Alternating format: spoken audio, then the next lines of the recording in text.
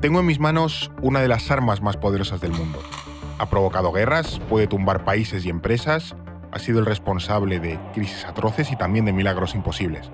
Incluso ha dado nombre a una de las mejores trilogías de la historia del cine. Prácticamente cualquier cosa en el mundo gira alrededor de él. Y eso que simplemente es un trozo de papel, porque lo que tengo aquí es un billete de $1. Y hoy, en No es el fin del mundo, hablamos de su poder.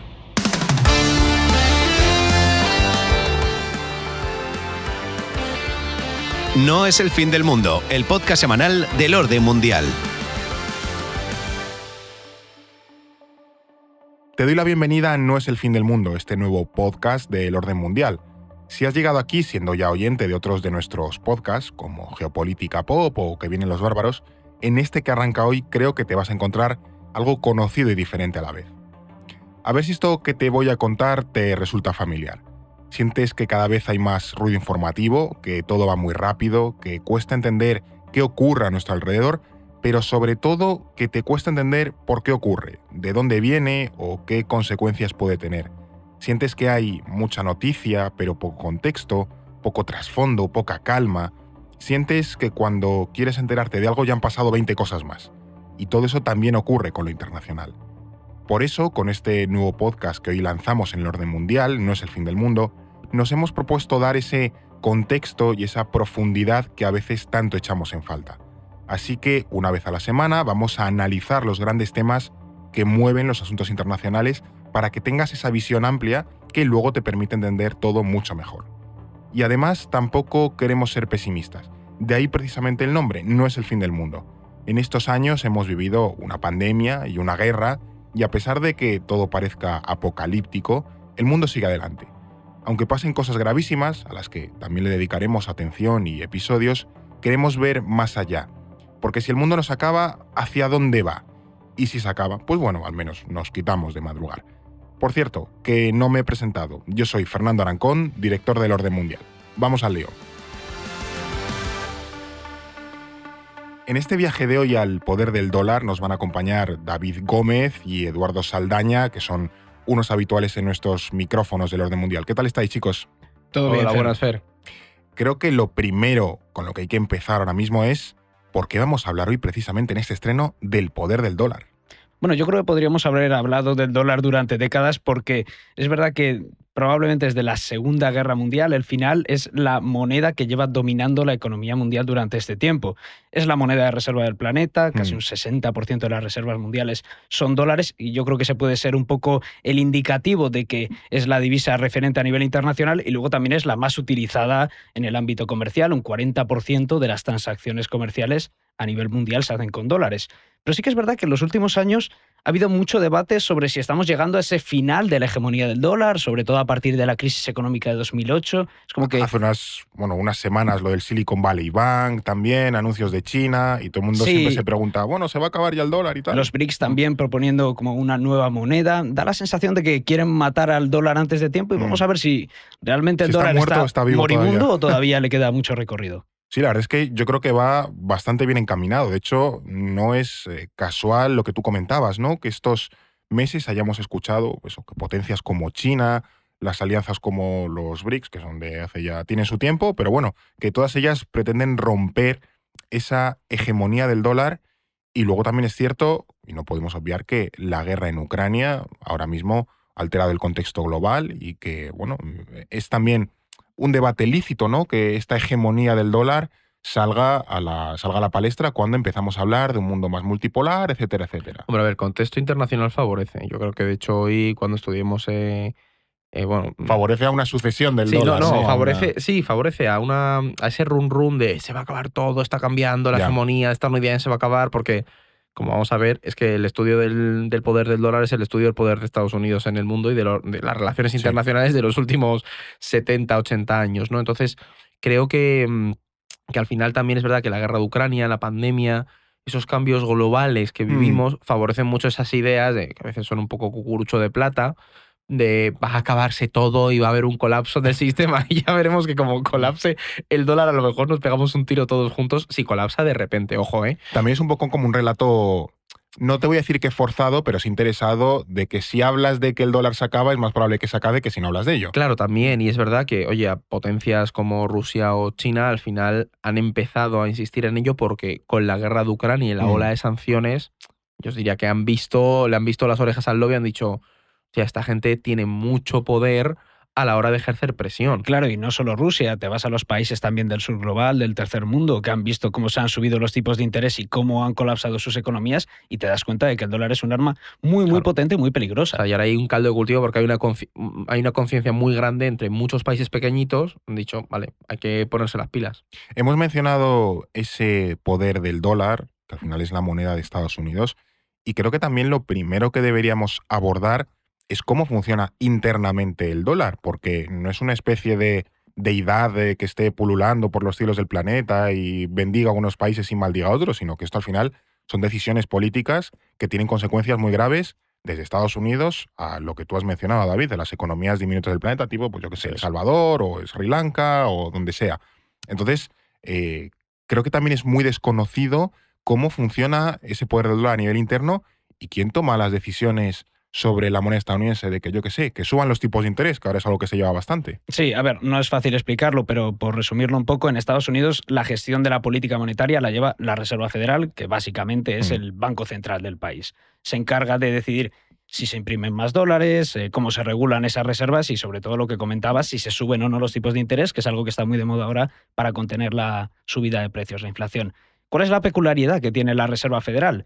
Que es una agencia que, en teoría, como cualquier banco central debería actuar, actúa con independencia del Congreso de los Estados Unidos y del gobierno estadounidense. De hecho, no está financiado directamente por las cámaras legislativas de Esto Estados es Unidos. lo ideal en un banco central, que sea independiente al gobierno, precisamente para no seguir intereses, no voy a decir políticos, porque todo es un poco Bueno, político, pero sí, no pero partidistas o de la agenda de Sí, un... que tenga su propia agenda, que es Claro. algo que en Estados Unidos sí que suele ser más habitual, ver sus propias agencias independientes. Pero esto es en teoría, porque al final quien toma las decisiones dentro de la Reserva Federal es la Junta de Gobernadores, que está Sí. formado por 7 miembros que son nombrados por el presidente de los Estados Unidos con la ratificación del Senado y de los cuales sale el presidente de la Reserva Federal. Por tanto, al final siempre hay O sea, que cierto el presidente politiqueo. no nombra directamente al gobernador de la Reserva Pero Federal, casi. pero indirectamente, Pero claro, indirectamente sí. si elige a los que le eligen, pues ya está. O sea, es que está Pero hecho el aquí, lío. o sea, si pensáis muy fuerte que la Reserva Federal, que es el Banco Central de Estados Unidos, tenga tanto poder global. Es decir, en teoría es un órgano independiente que no debería seguir las líneas del gobierno de turno. Y encima es capaz de controlar los vaivenes de la economía mundial. O sea, si te pones a pensarlo a nivel ya serio, dices, hostia, esto es muy potente. Claro, hay es quien que- te diría que hasta por encima de ellos hay unos Illuminati y demás, pero no, claro. La cosa es que efectivamente. da pie a mosquearte así. No sé si a mosquearte así, pero sí a ser conscientes de cómo un organismo teóricamente autónomo llega a tener un Es de los poder más poderosos interno. del planeta. Es Totalmente. que es el banco central del mundo, en Claro. la práctica. No es el banco central de los Estados Unidos. Si la subida de tipos de interés de la Reserva Federal influye en el resto del mundo, podemos hablar de que es un De banco facto, mundial, sí. casi. Es un efecto que veremos a lo largo del capítulo de hoy, que al final las decisiones que se toman en esa Reserva Federal influyen en muchísimas economías del planeta, sobre todo las de menor tamaño, que están muy expuestas al dólar, al comercio internacional y demás, pues al final, ya digo, tiene un impacto muy fuerte. Pero es cierto que también hay que repasar un poco esa historia del dólar, porque por mucha importancia que tenga actualmente esta moneda, es evidente que la economía mundial no nace con el dólar, que ya existía algo previo y el dólar en buena medida hereda esa estructura. De hecho, el dólar no se convierte en una moneda relevante en el mundo hasta bien entrado el siglo XX.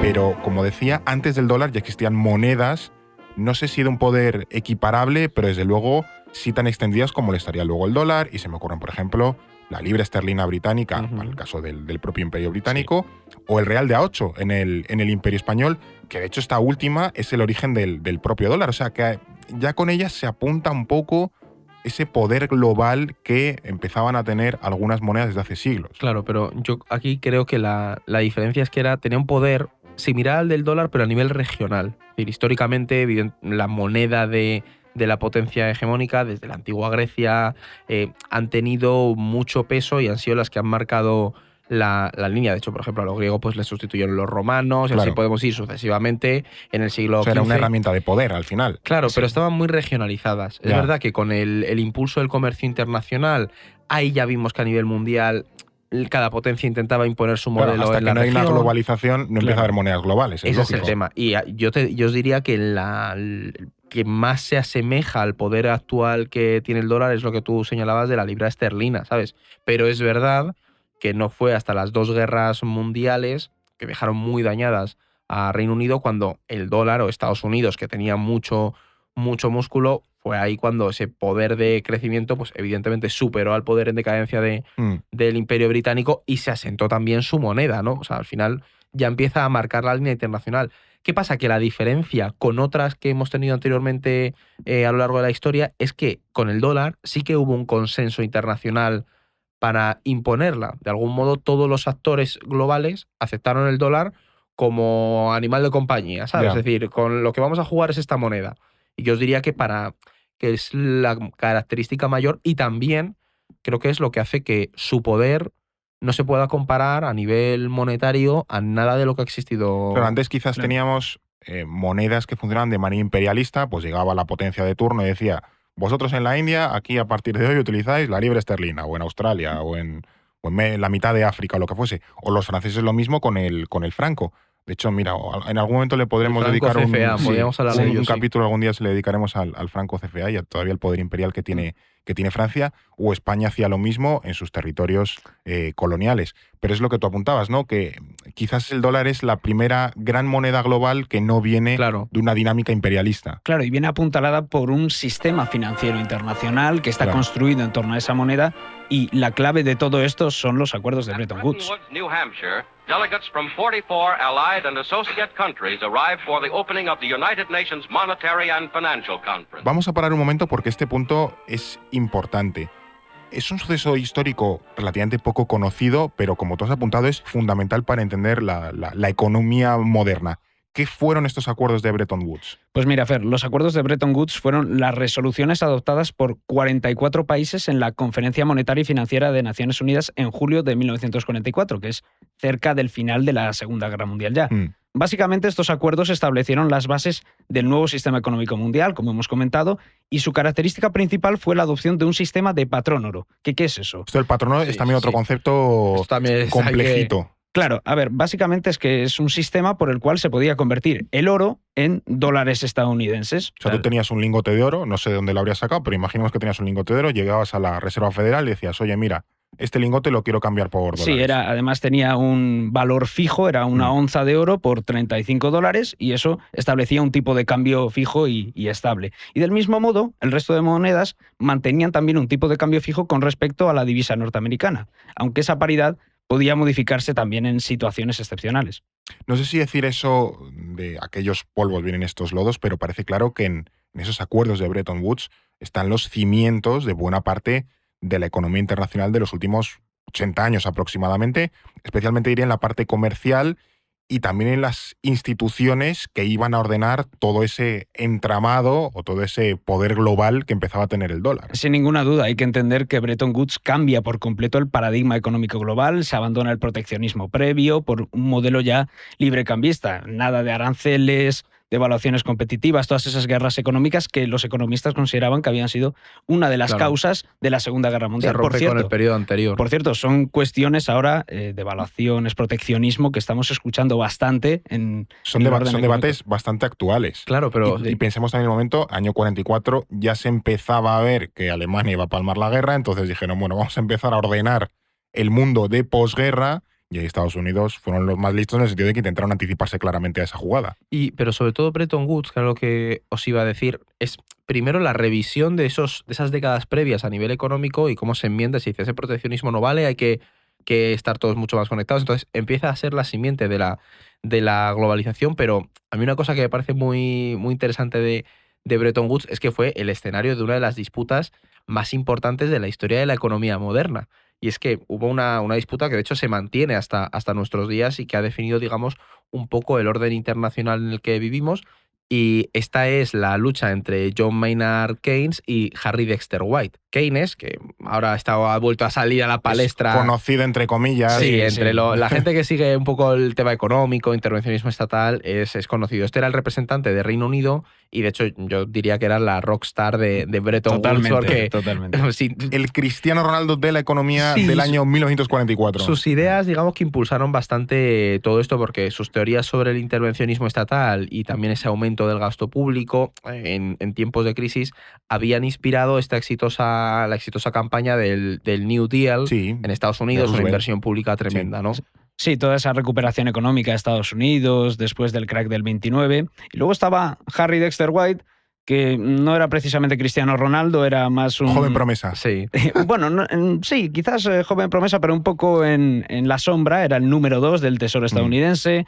Había trabajado con Jacob Boehner, que era un economista opositor a Keynes y precursor precisamente de Milton Friedman, el padre del neoliberalismo. Por ahí se ven un poco esas divergencias. Venía del lado oscuro. Exactamente, había diferencias en esos modelos, porque, por ejemplo, lo comentaba Edu, Keynes defendía un modelo más igualitario, que los países ricos pudieran financiar a los deficitarios, incluso propuso la creación de una moneda global, con un banco central mundial, que era el Bancor. Aunque luego esa iniciativa no salió adelante, pero imagínate lo que hubiera sido... Una propuesta bastante revolucionaria. Claro, una moneda a nivel mundial, única ahí. Hombre, a ver, la idea de hecho, se habla que esa idea del Bancor luego impulsaría otras, pues que estaría un poco en la idea del euro y demás, pero al final White lo que quería es lo que decía David, un modelo menos flexible que el que planteaba Keynes, con tipos de cambio fijos y en el que el dólar fuera al final la moneda de referencia internacional. El tío barría para casa. Claro.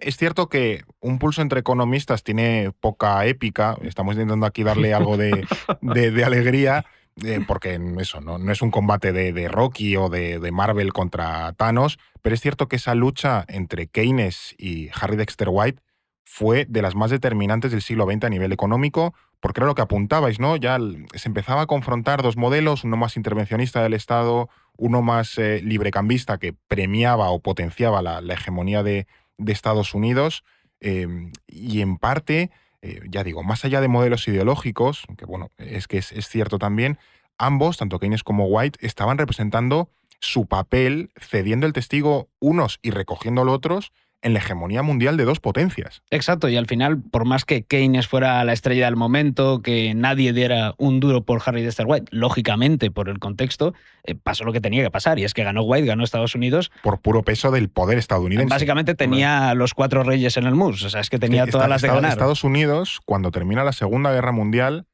representa el 50% del PIB global. Es decir, la economía estadounidense era tan potente como el resto de todas las economías del planeta juntas.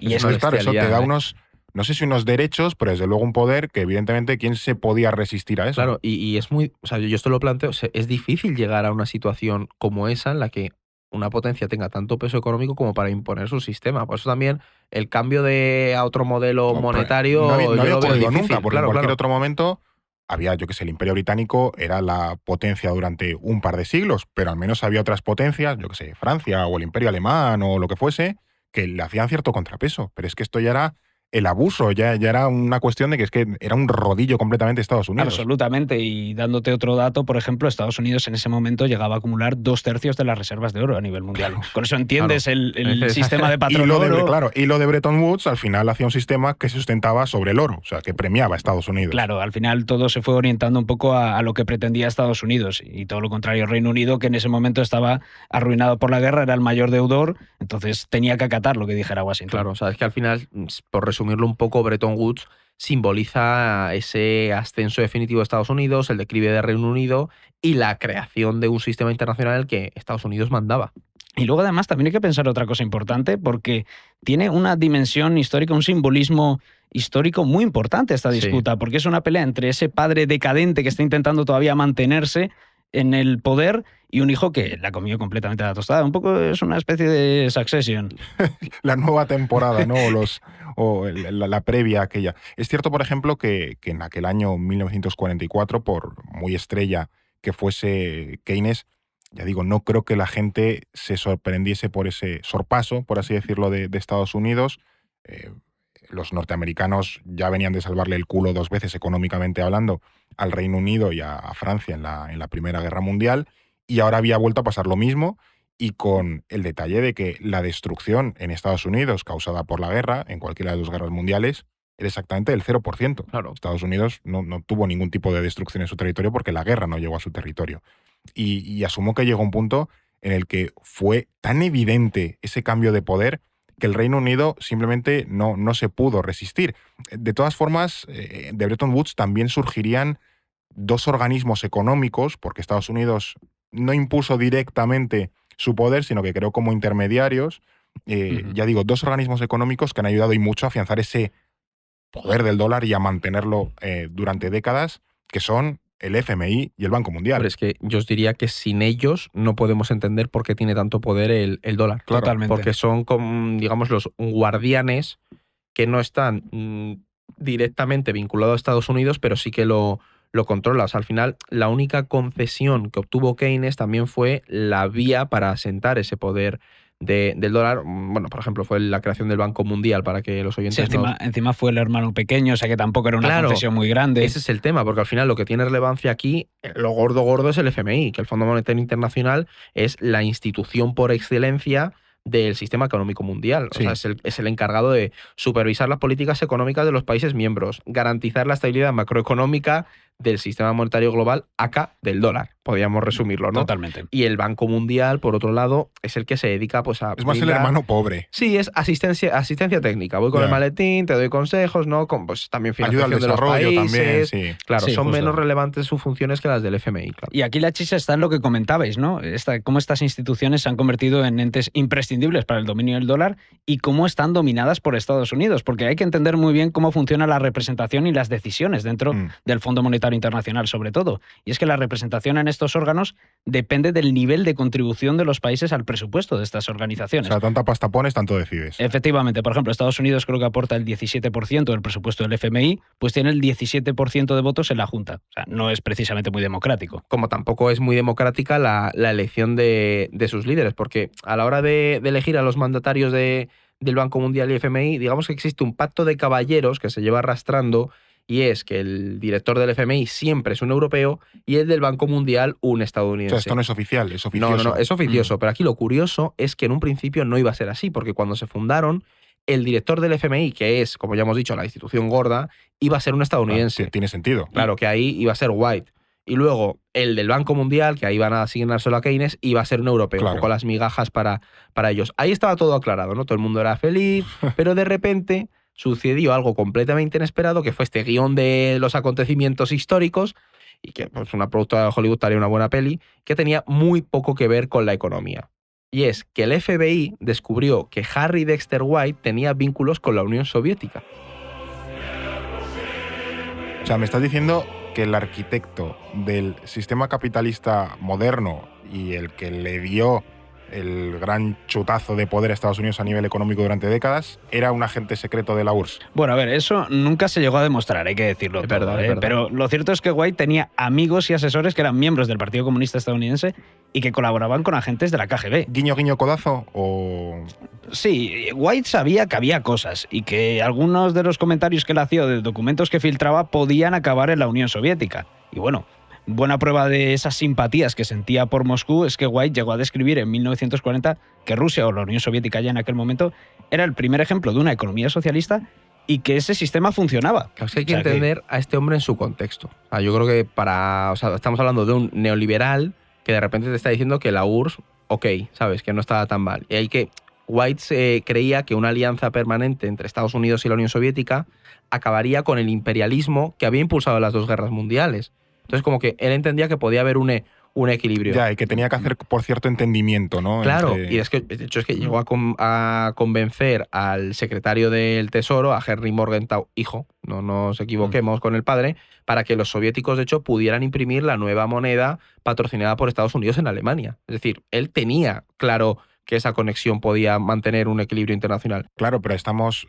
también por dar un poco de contexto histórico, estamos en el año 44, Claro. Estados Unidos no se termina de fiar de la Unión Soviética, También es cierto, tú has mencionado al FBI, David, que estaba dirigido por Edgar Hoover, que no era precisamente blando ni se andaba con medias tintas, era bastante implacable y tiene ahí un historial curioso de represión. Y entonces descubren que este señor era, no sé si comunista, pero desde luego tenía ciertas simpatías o ciertos contactos con soviéticos o prosoviéticos. Entonces aquí me pregunto qué pasó con White, porque hemos dicho que no terminó de llegar al FMI.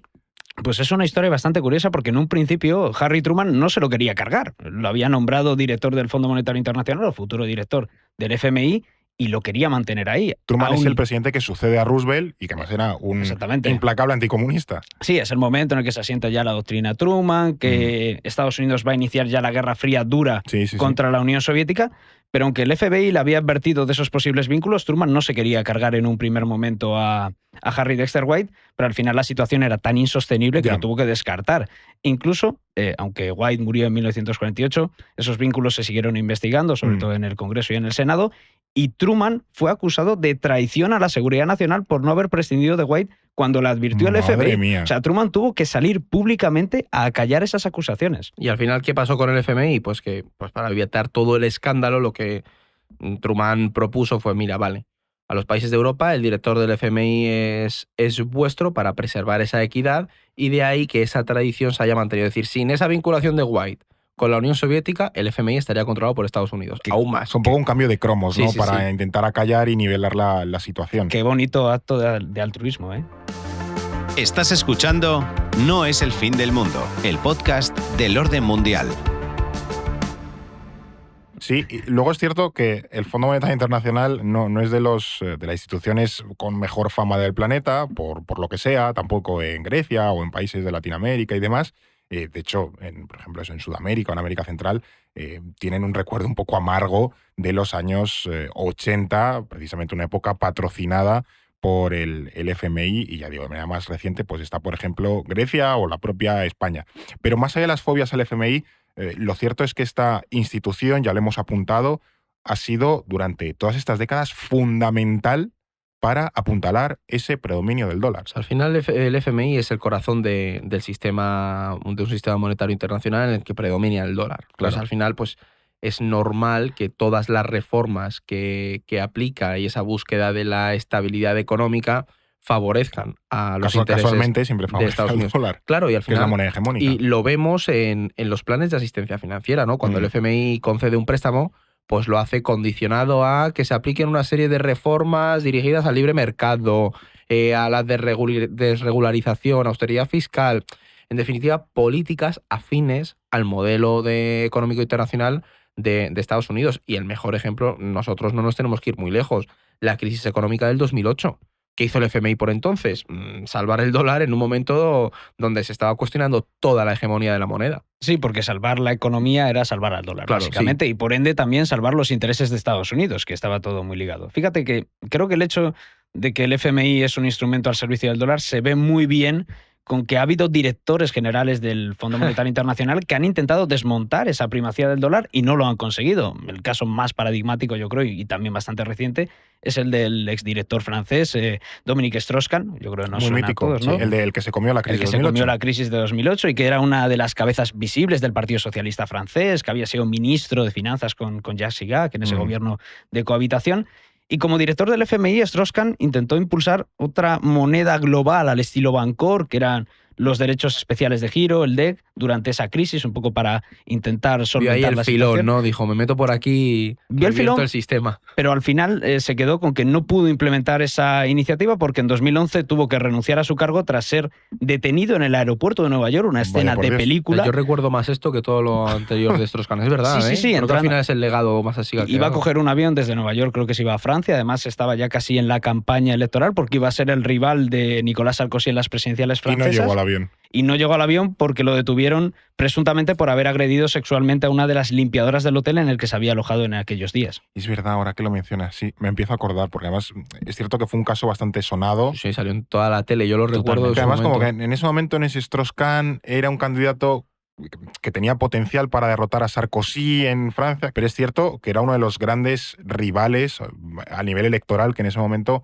los grandes activos que tenía el Partido Socialista francés. Total, y además acabó ganando François Hollande, que era una figura menos fuerte que Strauss-Kahn. No sé, imagínate, probablemente Strauss-Kahn no hubiese sido presidente francés. Y es verdad que hubo bastante oscurantismo, bastante polémica con ese caso, porque, por ejemplo, el New York Times informó que Diallo, la presunta víctima, había cambiado de versión hasta en 3 ocasiones. También se habló de que había desaparecido un teléfono de Strauss-Kahn y él obviamente también dijo que había sido víctima de un complot, un poco también para negarlo. Muchas elucubraciones y conspiranoias de hay que mantener el poder del dólar, Strauss-Kahn se lo quería cargar. Sí, lo intentan un poco ligar con eso. Sí. Hay que decir también que Strauss-Kahn ya había estado implicado en algún otro escándalo, o sea que no era ningún santo y que luego al final acabó llegando a un acuerdo económico con esa mujer. Se quitaron si todos tú eres inocente, defiendes a muerte tu inocencia y no... O sea, que realmente había gato algo pasó aquí. Sí, ¿no? Pero lo importante de esto, el meollo de la cuestión, es que en el FMI le sustituyó la que es la actual presidenta del Banco Central Europeo, Christine Lagarde, que por entonces era más de corte neoliberal y más afín a los intereses de Estados Unidos y que ahora parece que ha cambiado un poco, pero en ese Lagarde momento... se ha cambiado de chaqueta en 10 años de una manera increíble porque... Bueno, yo creo que aunque la mona se vista de seda, la crisis se queda, de 2008 era de las fervientes admiradoras de los recortes, la tijera y yo los creo hachazos. Que el sur europeo no va a olvidar nunca a esta señora. No, yo creo que por Grecia no puede... A Grecia no puede ir de vacaciones porque no la pueden ver en ese país. O sea, es una de las grandes responsables de todos los recortes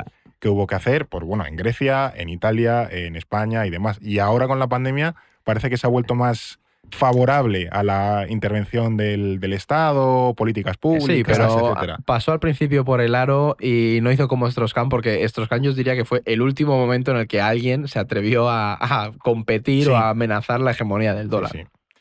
Y también me resulta curioso que esta hegemonía del dólar, lo hemos planteado, ¿no? Que se ha intentado como reformar desde dentro sin mucho éxito, pero tampoco se hizo desde fuera, porque ahí está la Unión Soviética, que es cierto que rivalizó con Estados Unidos durante la Guerra Fría en un montón de ámbitos, el militar, el tecnológico, la influencia política en medio mundo, pero en términos económicos nunca fue capaz de rivalizar con el dólar. Siempre estuvo muy por detrás. Y en buena medida, esa es una de las razones que provocó su colapso a finales de los 80, principios de los 90. Y lo que me llama la atención es que al hablar de Bretton Woods y todo este sistema, el nombre de la Unión Soviética nunca ha salido en ningún momento. Es como un desaparecido de la historia. Fue más bien un actor pasivo. Es decir, ahí sí que hemos visto que White tuvo conversaciones con la Unión Soviética y planteaba que meterles en todo ese marco internacional ayudaría. Como se hizo con la ONU, por ejemplo, que se le metió como potencia en el Consejo de Seguridad. Claro, pero en Bretton Woods participó y de hecho llegó a enviar un emisario de observador a la sesión inaugural del FMI en el 46, sin embargo, nunca ratificó los acuerdos. ¿Por qué? Porque internamente en las delegaciones diplomáticas había bastante división. En la delegación soviética estaban los diplomáticos más involucrados en el comercio exterior, que sí que respaldaban esta propuesta de Bretton Woods y de crear un poco unas organizaciones integrales a nivel económico internacional, y luego había otra corriente mucho más reacia. El búnker. Exactamente, que al final fue por la que Stalin se decantó. De hecho, él se opuso por razones políticas, porque él pensaba que formar parte del FMI, que no estaba tan mal tirado, crearía una dependencia con el exterior y reduciría la capacidad de acción de los planificadores soviéticos. Entonces, al final, lo que hizo la Unión Soviética fue abanderar un modelo económico-social y decir, vale, no puedo estar en el vuestro, creo el mío, ¿no? Claro, se afianzó más en el mundo de bloques, yo os diría. Sí, pero a mí lo que me llama la atención de esto es que se desmonta un poco el mito de que la Unión Soviética no tuvo nada que ver con Bretton Woods. No, realmente hubo un debate intenso a nivel interno, y es verdad que al final se impuso el Gosplan, ese búnker, el Comité de Planificación Económica, la corriente más nacionalista y cercana a Stalin, que no sabía tanto y que no tenía tanto contacto con el exterior. Pero hubo un debate intenso. Es que el internacionalismo, o sea, en realidad si lo piensas, Keynes planteaba un modelo muy internacionalista. Sí. Que en cierta línea podía ser un modelo pues muy alineado con el internacionalismo socialista. Era algo que ciertas corrientes de la Unión Soviética podían llegar a comprar. Eso es. Entonces yo asumo que el debate dijeron, vale, ¿hacia dónde va esto? Y cuando White ya ganó, pues dijeron, mira, nos vamos de aquí, no nos subimos a este carro. Bueno, de hecho en la propia historia de la Unión Soviética hay una larga tradición, sobre todo en los primeros años, de debate entre si exportar la revolución, que era lo que defendía Lenin, o asentar la revolución en la Unión Soviética, y luego ya iríamos viendo que era lo que defendía Stalin. O sea, que esta decisión es consecuente con la propia política que durante mucho Que tiempo tenía defendió exactamente. Stalin. O sea, Sí, que en sí. ese sentido no me resulta raro. Pero claro, No, al final le salió también un Pero poco mal la otro jugada. perfil habría dicho, la economía es la clave, vamos a apostar por un modelo que nos ayude a internacionalizar y a jugar con ese sistema. ¿Qué hubiese pasado si la Unión Soviética seguía Una integrada en buena Bretton pregunta Woods? esa, ¿eh? Esto nunca lo sabremos, pero efectivamente es una pregunta interesante. Es cierto que ya en 2023 buena parte de esa arquitectura de la economía mundial ha cambiado. O sea, hay algo de Bretton Woods, pero ya no es todo Bretton Woods. Y, por ejemplo, pues eso, ya la Unión Soviética no está para rivalizar con nadie, ahora ha surgido China y demás, pero es cierto que todavía hoy el dólar sigue teniendo muchísimo poder. Totalmente. Es decir, a través del dólar Estados Unidos controla las finanzas internacionales y el comercio global. Pero, o sea, es que yo diría que la política monetaria de Estados Unidos condiciona al resto y el mejor ejemplo lo tenemos ahora con el caso de Sri Lanka en 2022, creo que fue, ¿no? Sí, 2022, cuando la Reserva Federal subió los tipos de interés para controlar la inflación en Estados Unidos, el dólar se apreció, es decir, aumentó el valor y el resto de monedas globales se depreciaron. Y claro, en los países del sur, como es Sri Lanka, lo que supuso eso es que las inversiones se marcharon de ahí, se fueron hacia Estados Unidos y la economía, sumada ya a unos problemas estructurales que tenía, colapsó. Es decir, fue como el punto final. Claro, porque para muchos de estos países, por ejemplo, si tú tienes deuda en dólares, deuda que has contraído en dólares, si son los tipos de interés en Estados Unidos, de repente tú debes más dinero. Debes más dinero, Eso te para cuesta un- más importar. Claro, para un todo es país más caro. que no tiene una economía muy potente, eso es un problemón. Sí, pero de todas formas también con la crisis del coronavirus hemos visto cómo los préstamos de dólares concedidos por la Reserva Federal permitieron que el resto de países tuvieran liquidez suficiente para evitar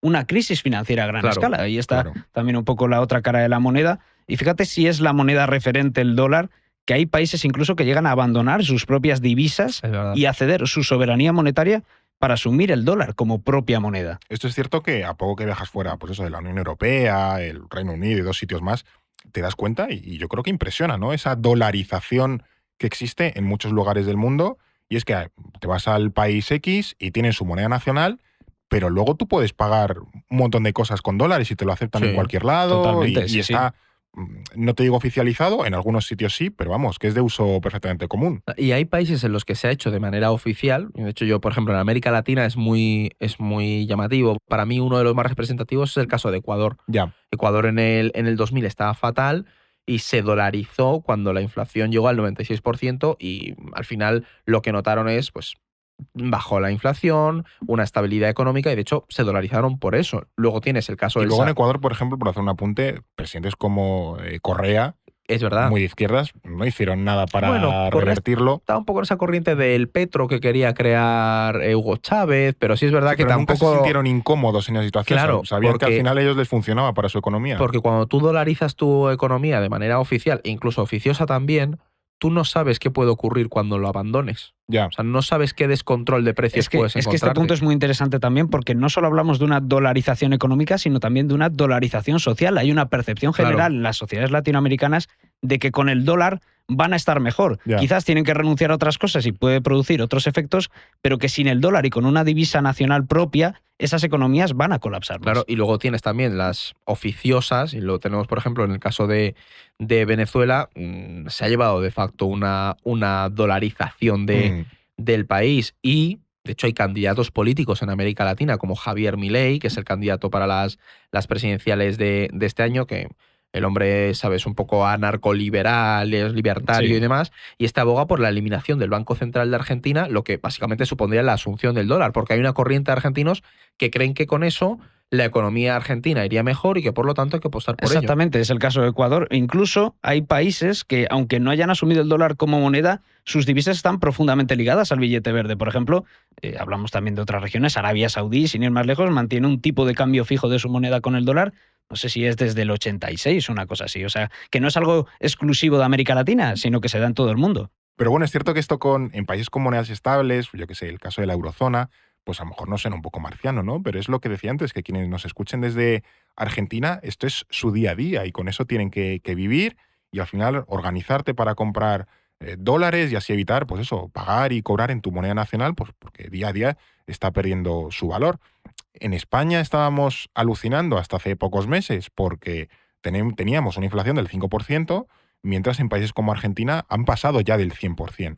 Y estos países yo entiendo que digan, bueno, pues que le den a mi moneda, yo me voy a buscar una estable que me permita vivir con cierta certidumbre, ¿no? Y al final acaban siempre recalando en el dólar. Pero también es cierto que esa estabilidad tiene un precio y lo tienen que pagar y asumir. Claro, la cara positiva es que esta dolarización pues evita la depreciación de la moneda, también la fuga de capitales y con ello aumentan las inversiones extranjeras y se estimula ese crecimiento económico. Pero ¿cuál es el problema? Que te quedas sin soberanía monetaria, dependes Claro, la completamente de pierdes. las decisiones de Estados Unidos.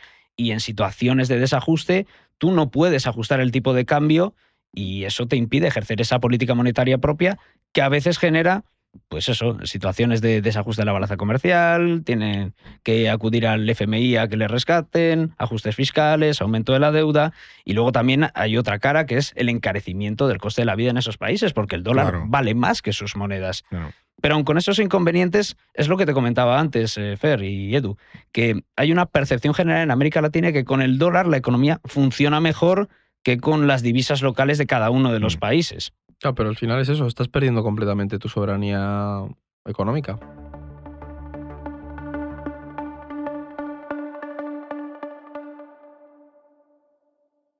Es cierto que genera efectivamente ciertas disfuncionalidades, lo hemos hablado, ¿no? Sri Lanka, el caso de El Salvador, Ecuador, Argentina y tal.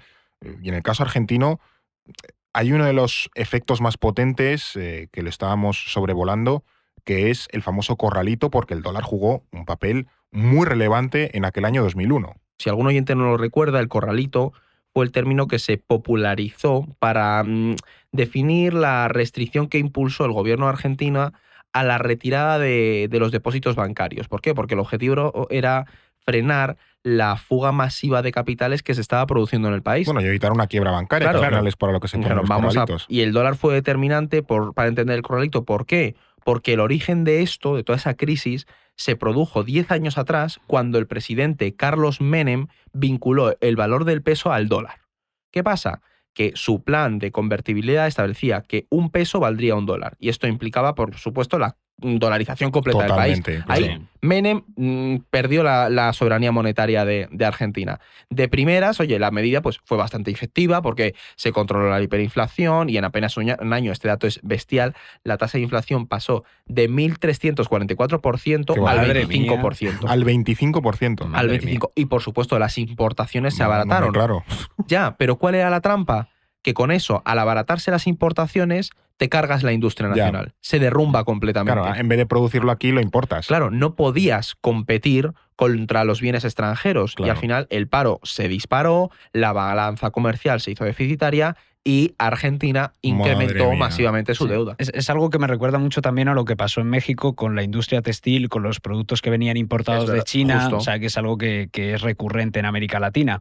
Pero al final, todas estas economías que estamos mencionando, Argentina, Venezuela, Ecuador, son países que están muy dolarizados, entre otras cosas, porque sus economías dependen mucho de la exportación de materias primas. En el caso de Argentina está el caso de la soja, que es probablemente el producto más exportado, sin ninguna duda. Y si el comercio de esas materias primas se hace en dólares, es normal que se genere esa dependencia. Claro. Pasa también, por ejemplo, en los países de Oriente Próximo con el petróleo y el sistema de los petrodólares tan famoso. Es lo que tú apuntabas, ¿no? Que otro de esos términos que simbolizan como nadie el poder del dólar, tanto del mundo como en Estados Unidos, son esos petrodólares. Ahora es cierto que ya se lleva menos, ha salido un poco del foco, porque Estados Unidos es autosuficiente en términos energéticos y de hidrocarburos, pero hace décadas eran claves en la economía mundial y a nivel geopolítico. Es un poco pregunta de examen, pero ¿cómo podríamos definir estos petrodólares? Pues mira, la definición de petrodólares, ojalá me cayeran preguntas de examen sacando así, el diccionario. porque es bastante simple. Los petrodólares son un sistema por medio del cual se utiliza el dólar para realizar las compras de petróleo. Así Vale. de fácil. Era bastante fácil, sí. En ese sentido, sí. Ahora bien, ¿qué supone el sistema de los petrodólares? Que aquí está el meollo de la cuestión. Primero, que aumente la demanda de dólares a nivel global, Claro. lo que consolida el dólar como moneda de referencia en el Hombre, comercio porque internacional. Si solo vale el dólar para comprar petróleo, pues... Claro, ahí se consolida completamente, en ese sentido muy fácil. Y segundo, y para mí lo más importante, que los países exportadores de petróleo, Arabia Saudí, Qatar, Emiratos, con todos esos ingresos acumulan tal cantidad de reservas en dólares que es que no saben ni en qué gastarlos. Oh. Entonces, aquí llega la jugada maestra de Estados Unidos. ¿Qué hacen esos países exportadores entonces? Reciclan sus beneficios por la venta de petróleo comprando bonos del Tesoro estadounidense, es decir, deuda. Los Amigo. países del Golfo financian la deuda de Estados Unidos con el dinero que obtienen de los petrodólares. Y a cambio, pues lo que hace Estados Unidos es comprarles petróleo, venderles armas y tecnología y proteger militarmente sus campos No, petrolíferos. o sea, con esto podemos ver por qué esa relación de buena amistad históricamente entre Estados Unidos y muchos de estos países Años 70, 80, 90. Claro, y la Eso presencia y la importancia estratégica para Estados Unidos de la región.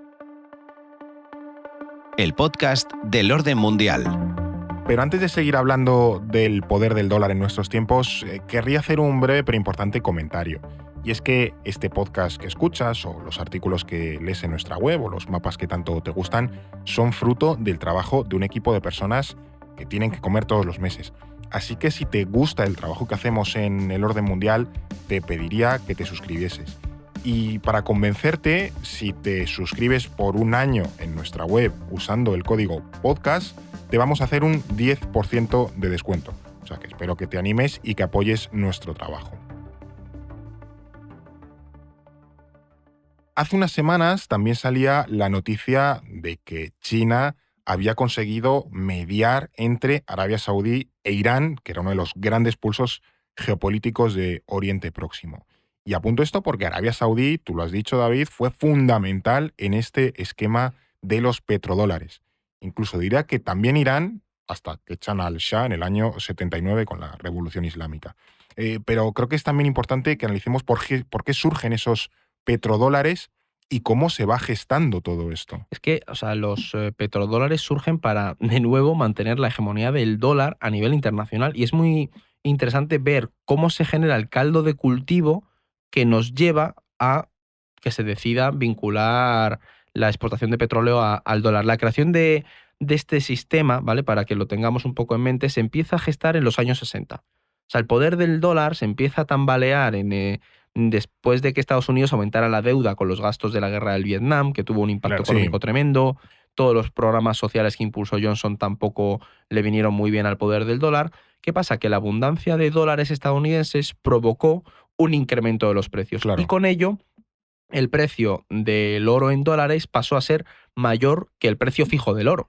Esto es un poco problemas del primer mundo, pero en el momento en el que tú impones un sistema donde todo el mundo usa dólares, llega un momento en el que hay tantos dólares que es que te genera inflación. Claro, y como lo habías vinculado tantísimo al oro, cuando se produce esa disparidad, estás contra la espada y la pared. Y el resultado es que los países, ¿qué hicieron? Empezaron a convertir masivamente sus dólares en oro.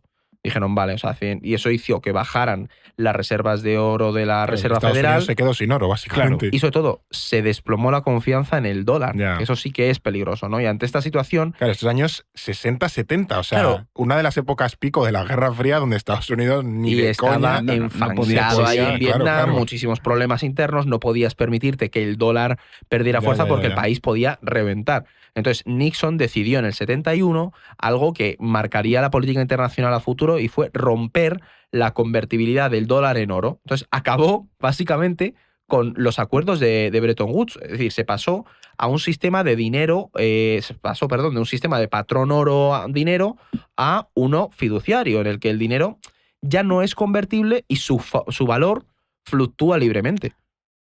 Sí, y ahí sí que podemos decir que de aquellos polvos estos lodos y entender crisis como la de 2008, por ejemplo, donde el valor de las monedas ahora fluctúa mucho más que en esa época. Claro, se abrió la veda completamente de los dólares, o sea, barra libre ya. Exactamente. Y luego también creo que a este contexto de la crisis del dólar tenemos que sumarle la crisis económica que provocó el incremento de los precios del petróleo en aquel momento. Porque los países del petróleo, no sé si lo recordáis, la guerra de Yom Kippur entre Egipto e Israel, los países que apoyaron al Estado israelí sufrieron un embargo petrolero por parte de los países exportadores de petróleo, de la OPEP, y por tanto Nixon en ese momento se encontraba con un triple problema porque necesitaba crear un sistema que mantuviera la hegemonía del dólar, que acabara con el uso del petróleo como arma diplomática y también que le permitiera reconciliarse con los países de la OPEP y evitar un mayor acercamiento de esos estados árabes a la Unión Soviética. Imagínate que todo ese dinero que obtenían por las exportaciones de petróleo terminara invirtiéndolo en la Unión Soviética. Terminar en Moscú todos esos dólares. Claro, dramático. Completamente dramático. Y el resultado fue precisamente el acuerdo entre Arabia Saudí y Estados Unidos en el 74, por el cual se creó precisamente este sistema de los petrodólares. Es verdad que la relación entre Washington y Riad ya venía de atrás, desde los años 30, cuando la monarquía saudí le había otorgado concesiones a las empresas petroleras estadounidenses a cambio de ayuda militar. De hecho, Aramco, la empresa ahora nacional petrolera la más Arabia grande, Saudí, yo te diría, del mundo. está casi, fundada sí. por la fusión de 2 empresas petroleras estadounidenses. en los años. Aramco, que no Arancón, yo no tengo nada que ver en esto de los petrodólares. Sí, exactamente. Y se fusionaron eso, la Standard Oil y la Texas Oil para explotar esa concesión. Es que es bestial al final, si nos damos cuenta de cuando tú tienes un sistema que te favorece monetariamente, tú puedes llegar a este tipo de acuerdos. Es decir, como Hombre, potencia, claro. claro, pero como potencia es tremendo para solucionar estos problemas. Por eso, que cuando pensamos en la sustitución del dólar, sí, bueno, pero llega tú a tener esta situación, ¿sabes? Ya, la de carros y carretas que ha tenido que pasar Estados Unidos para conseguir eso no se desmonta de la noche a la Hombre, mañana. y es que en esto Nixon se jugaba muchísimo. No se jugaba la vida. De hecho, Nixon le llegó a decir a William Simon, que era el secretario del Tesoro, y que viajó a negociar con el rey Faisal allí en Arabia Saudí, que no había posibilidad de volver con las manos vacías, que sino que se quedara allí o que tiraba el avión. Así que un poco eso reflejaba la importancia que tenía esa reunión, básicamente porque los petrodólares, como lo comentaba Edu al principio, suponían el mantenimiento del dólar como moneda hegemónica a nivel internacional y también salvaba la hegemonía de Estados Unidos. Es cierto que Estados Unidos no es el único que ha realizado sus compras de petróleo con su propia moneda, porque China, que es de hecho ahora el primer importador de crudo del mundo, lleva desde aproximadamente 2022, ¿no?, negociando con Arabia Saudí Sí. para poder hacer esas compras de petróleo en lo que se ha venido a llamar petroyuanes. Y además otros países como Rusia e Irán, en el contexto de las sanciones estadounidenses, también están buscando sistemas como este petroyuan o sistemas propios para precisamente, ya digo, eludir estas sanciones. Pero me pregunto, y creo que es una pregunta muy pertinente, es si ahora mismo China es una alternativa al poder del dólar. O incluso si hay otras alternativas que no pasen por China. Es una pregunta... Es la pregunta del millón, Sí, probablemente, o sea, de este La episodio. pregunta del podcast. De hecho, sí, tal cual. O sea, al final toda esta historia del poder del dólar nos lleva, aquí, claro. así se puede reventar ese poder del dólar. A ver, yo te diría, ha habido intentos de desbancar al dólar como la moneda de referencia internacional, de hecho lo sigue habiendo, y yo destacaría 3, por orden de importancia. Luego ya si queréis profundizamos en ello. El renminbi, que es el yuan, ¿no? Al final, La moneda china. claro, y la idea esa de los petroyuanes, ¿no? Añadido a eso, China lo que está es intentando ahora mismo aprovechar las sanciones occidentales para impulsar su propia moneda, para impulsar un comercio bilateral en yuanes con países como, por ejemplo, Rusia, Irán, Venezuela, países de Asia Central que les son muy importantes para la nueva ruta de la seda, también del sudeste asiático. Al final intenta sustituir al dólar en esos entornos para así hacerse Hombre, fuerte. pero intentar sustituir al dólar comerciando con Laos o con Kirguistán Claro. no es la forma más o sea, rápida. Sí, no es un plan sin fisuras. Yo creo que en el campo tradicional no creo que sea fuerte, pero por ejemplo, una medida estrella que tiene ha sido el lanzamiento del yuan digital. Y ahí veremos cómo va. Luego está otro ejemplo, es el del euro, Sí. que el euro un poco lo intentó, pero se quedó en eso. Acordaos cuando Irak quería hacer las operaciones de Es verdad. petróleo en petroeuros. Sí. Claro, pero ahí es lo que decimos, se intentó, pero no. Al final se quedó una cosa regional y una moneda Sí, única Claro, y ya son está. muchos países, en fin, no es un único estado. Claro, y luego está, a ver, me voy a subir las estas del polo, me voy a subir las mangas del polo, están las criptos, Hombre, que, bros, no sé cómo van a funcionar. el Dogecoin versus el dólar. El tema es, las criptomonedas, más allá de todo ese halo de anarcocapitalismo y flipados que hay en Elon Musk Internet, por aquí, un saludo Elon sí, Musk. la cosa es que no se sabe cómo van a funcionar, pero es verdad que tienen el potencial de poder rivalizar con las monedas hegemónicas, ¿no? Las monedas nacionales. Pero, de nuevo, no sé, yo no creo que vaya a funcionar, por lo menos por ahora. ¿Y por qué no han funcionado? O sea, estas alternativas no han terminado de cuajar. Es cierto que algunas pueden funcionar mejor, yo qué sé, el Bitcoin, cuando Estados Unidos, cuando fue la crisis del Silicon Valley Bank, pues Sí. el Bitcoin subió, pero claro. Pero al final está vinculado al dólar. Claro, efectivamente. ahí está el tema. Y de suponer un factor coyuntural a realmente poder ser una alternativa real para que el sistema económico mundial funcione a través de esa moneda, hay un paso, ¿eh? Pero ¿por qué estas alternativas no terminan de cuajar? Claro, bueno, primero las criptos no tienen un estado detrás que las pueda respaldar o que las puedan grabar, yo creo que eso es importante. Sus defensores dirán que esta es la ventaja, ¿eh? Detrás tiene al dólar, que es lo que claro. están. Ahí está. Y luego los países que han buscado una alternativa al dólar están atrapados en ese dominio del billete verde, porque hay una dependencia estructural con el dólar. si el dólar monopoliza las reservas de divisas y las transacciones internacionales, que es lo que hemos comentado durante todo el episodio, la pescadilla que se muerde la cola. No hay incentivos para acumular otras monedas. Por ejemplo, hablamos de China, que probablemente sea el caso que a medio o largo plazo puede desafiar un poco más esa hegemonía. Es el mayor depositario de reservas de dólares en el planeta. Por ejemplo, apenas un 2,8% de las reservas globales están en yuanes. Y sin embargo, el 60% de las reservas a nivel mundial son dólares. La diferencia es enorme. Y en el caso del yuan digital, que lo comentaba Edu, ahí China sí que puede llevar la delantera, pero es que el yuan digital apenas representa el 0,13% de los yuanes totales que están en circulación. Dentro de muchas décadas, quizá, y con mucha suerte, a lo mejor el yuan puede empezar a plantearse ser una alternativa. Y que, a ver, que esto no es llegar y decir, mantengo mi sistema, pero sustituyo al dólar por el yuan. No, es que para que a China realmente le funcione su apuesta por el yuan o el renminbi como moneda de reserva internacional, necesitaría abrir todas sus finanzas al exterior.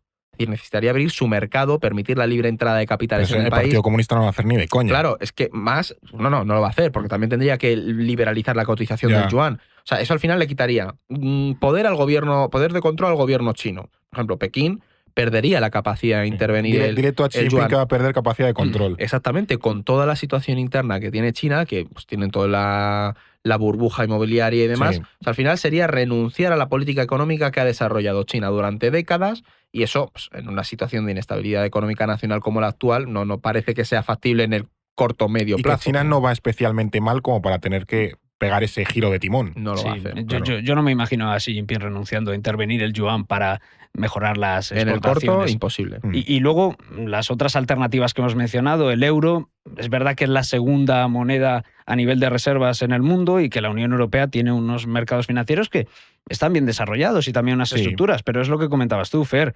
No hay una unión financiera, bancaria, fiscal y sobre todo política plena entre los países. Son muchos países para gestionar una sola moneda. Yo ahí lo veo difícil. Y luego en el caso de las criptos, aparte de que no hay un Estado detrás respaldando, lo que podría ser una ventaja, luego es que son activos muy especulativos, demasiado volátiles para ser una moneda de referencia y que también son muy caras y lentas para realizar transacciones. Eso hay que comentarlo. Así que deduzco que para vosotros ahora mismo no estamos ante ese fin de la supremacía del dólar. No. O sea, yo te diría que en el corto y medio plazo no. De hecho, es más, aquí alguno me cuelga, pero estamos en un escenario en el que el dólar no solo no se ha debilitado su posición, sino que es que la ha reforzado a raíz de la pandemia, porque el dólar lo que ofrece protección, estabilidad, liquidez en tiempos de crisis. Es el mensaje que estamos viendo con todas esas economías en desarrollo tan expuestas, que es verdad que a lo mejor no querrían depender de él, pero saben que ahora mismo es en lo que tienen, a lo que tienen que aferrarse, ¿no? Entonces vemos que no hay ninguna moneda que pueda lograr eso en el corto plazo. Entonces, ¿qué podría amenazar realmente al dólar? Y creo que aquí está el mayor giro de guión y donde muchos no se están fijando. Pues curiosamente, el propio Estados Unidos. Porque una de las claves para la supremacía del dólar es que Estados Unidos es un país que transmite credibilidad y confianza a los inversores. Y de hecho aquí hay una anécdota curiosa.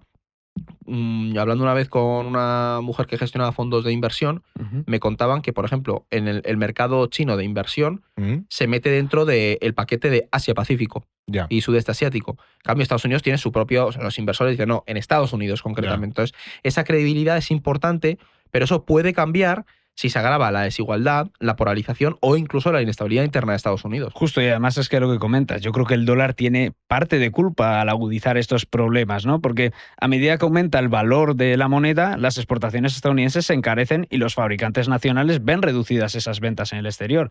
Y el resultado es un aumento del desempleo, una reducción también del consumo interno como consecuencia y la aparición de déficits crónicos. Por tanto, yo creo que a Estados Unidos tampoco le interesa un dólar excesivamente fuerte. Creo que, claro. que eso es importante también comentarlo. Bueno, están las políticas de Biden de más proteccionismo, subvenciones a la industria para que vuelva a Estados Unidos. Claro, justo. Pero en todo caso, para que el dólar se vea amenazado, sí que es verdad que tiene que haber alternativas sólidas, como lo hemos comentado con la libra esterlina en su momento, porque... Y que supone un cambio completo del paradigma internacional. Pensemos también en lo que implicaría una desaparición del dólar. O sea, es como o sea, no me llego a imaginar cómo se podría hacer ese proceso tan rápidamente como algunos estiman. Y además una cosa también es que una cuestión es que el dólar vaya perdiendo poder porque va a perder influencia, porque aparecen nuevos países, y otra cosa es que haya una alternativa que pueda sustituirlo. O sea, el y un dólar, contexto favorable a que esa alternativa se claro, asiente. es lo que decíamos hace un rato, que venimos de un punto en el que Estados Unidos, la economía estadounidense representaba el 50% del PIB mundial en el año 45. Claro que va a tender a decrecer eso. Y de un finales del siglo XIX en el que estaba empezando a remontar, a industrializarse Estados Unidos. Efectivamente, claro. Entonces evidentemente Estados Unidos va a ir representando menos peso económico mundial, pero que haya un país o un activo que suponga una alternativa, pues ahora mismo es complicado. Sí, tendremos que ver si hay un nuevo FMI, si hay un nuevo Banco Mundial, si se van a mantener esas estructuras, si va a haber otras. Por ejemplo, China ahora está impulsando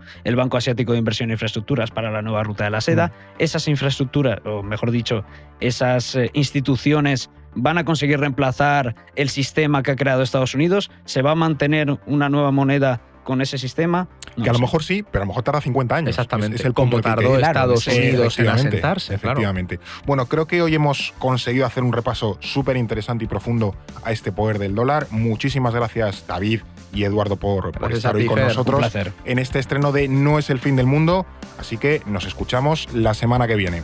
No es el fin del mundo, el podcast semanal del orden mundial, producido por The Voice Village, dirección Eduardo Saldaña, conducido por Fernando Arancón y guión de David Gómez, producción ejecutiva Ricardo Villa, diseño de sonido Guillermo Reset, sintonía original Pablo de Diego.